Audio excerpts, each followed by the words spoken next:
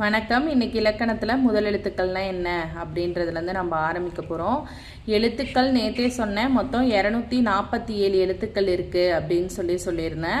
உயிரெழுத்துக்கள் 12 எழுத்துக்கள் இருக்குது அப்படின்னு சொல்லிட்டு உங்களுக்கு தெரியும்.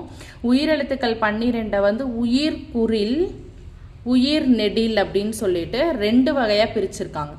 ஓகேவா? குறில்னா என்ன, நெடில்னா என்ன அப்படின்னா குறுகி ஒலிக்கக்கூடியது. குறுகி ஒலிக்கக்கூடியதை குறில் அப்படின்னு சொல்லுவோம். நீண்டு ஒலிக்கக்கூடியது,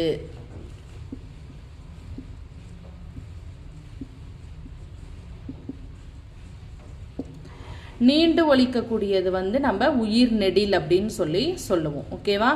இப்போ உயிர்குறில் அப்படின்னா அ, இ, உ, ஏ, ஓ இந்த 5 உயிர்குறில் அப்படின்னு சொல்றோம். உயிர் நெடில் அப்படின்னா அ, இ, உ, ஏ, ஓ, ஐ, ஔ இந்த 7 வந்து நம்ம உயிர் நெடில் அப்படின்னு சொல்றோம்.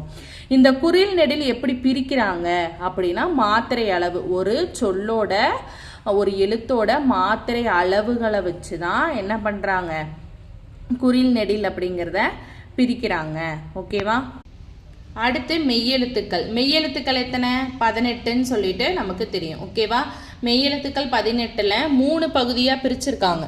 வல்லினம், மெல்லினம், இடையினம் அப்படின்னு சொல்லிட்டு 3 வகையாக பிரிச்சிருக்காங்க. இந்த 3 வகையில் வல்லினம் 6 எழுத்துக்கள், மெல்லினம் 6 எழுத்துக்கள், இடையினம் 6 எழுத்துக்கள்.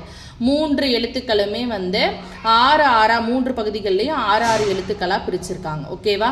வல்லினம் அப்படின்னா வன்மையான ஓசையை உடையது. வன்மையான ஓசையை உடையது வல்லினம் அப்படின்னு சொல்றோம். மென்மையான ஓசையை உடையது மெல்லினம் அப்படின்னு சொல்றோம். ஓகேவா? வன்மைக்கும் மென்மைக்கும் இடையில் இருப்பது, இடைப்பட்ட ஓசையை உடையது தான் நம்ம என்ன சொல்றோம்னா இடையினம் அப்படின்னு சொல்றோம்.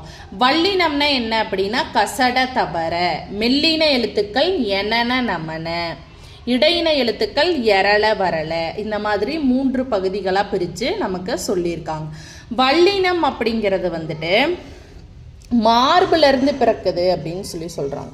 அந்த எழுத்துக்களானது எதுல இருந்து பிறக்குது? மார்புல இருந்து பிறக்குது. மார்புல இருந்து எழுத்துக்கள் பிறக்குது அப்படின்னு சொல்றாங்க.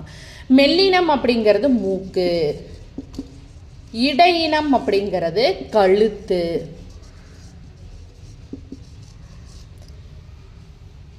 நன்றி.